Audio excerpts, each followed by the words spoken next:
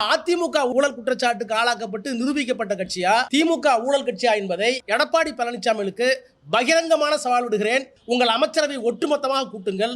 எல்லா சரத்துகளையும் நானும் எடுத்துக்கொண்டு வருகிறேன். உங்களுக்கு தைரியம் இருக்குமானால் இன்னும் 3 நாட்களிலோ 1 வாரத்திலோ கோட்டையிலே கூட்டுங்கள், நான் வருகிறேன். சொல்றாரு இல்ல இல்ல நீங்க வந்து ஒரு டேட்டா ஃபிக்ஸ் பண்ணுங்க. ரைட்டுங்க, டேட்டா ஃபிக்ஸ் பண்ணுங்க.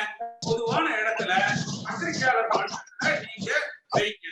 ராஜாவும் நல்லா பேசக்கூடியவர் தான். நான் கேட்கிறேன், அவரை பதில் சொல்ல சொல்லுங்க. அவர் கேட்கட்டும், நான் அதுக்கு வந்து பதில் சொல்றேன். உச்சநீதிமன்றம் என்ன சொல்லி இருக்கிறது என்றால், சசிகலாவையோ இளவரசையோ சுதாகரனையோ போயஸ் கார்டினிலே ஜெயலலிதா அழைத்து கொண்டு போனது நாட் ஃபார் சோசியல் லிவிங், சேர்ந்து வாழலாம் என்ற நல்லெண்ணத்திலும் கூப்பிடவில்லை. ஆனால் அதுக்கு என்ன செய்திருக்கிறார் என்றால், கொள்ளையடிப்பதற்காக கூட்டி வந்திருக்கிறார்.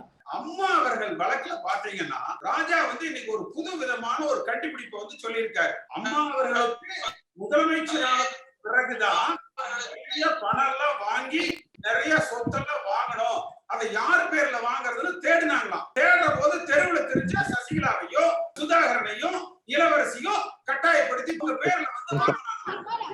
அவங்க எல்லாம் வந்து அப்பாவிகளாமா. ஏன் உங்களுக்கு இந்த திடீர் பாசம்? நீங்க திமுகவுக்கு தினகரனோட கூட்டு வைக்கணும்னா நேரா வச்சுட்டு போங்க.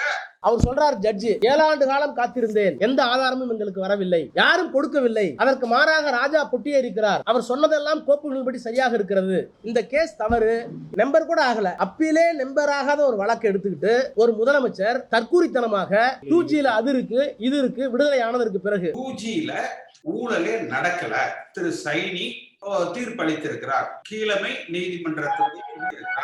என்னுடைய ஒரே கேள்வி, ராஜா அவர்கள் 122 பேருக்கு லஞ்சம் வாங்கி கொண்டு அந்த லைசன்ஸ் கொடுத்திருக்கிறார் அப்படின்னு சொல்லிட்டு உச்ச நீதிமன்றம் அந்த 122 லைசன்ஸ்களையும் ரத்து செய்திருக்கிறார்கள். நீங்க வந்து எடப்பாடி பழனிசாமி அவர்கள்ட்ட இவ்வளவு வியாக்கியானம் பேசுற திரு ராஜா அவர்கள் நேரா உச்ச நீதிமன்றத்துக்கு போய், ஐயா பாருங்க திரு ஷைனியே சொல்லிட்டாரு, அந்த உத்தரவை நீங்கள் மறுபரிசீலனை செய்து அந்த 122 பேருக்கு லைசன்ஸ் கொடுங்கன்னு அவரை சொல்ல சொல்லுங்க பார்க்கலாம்.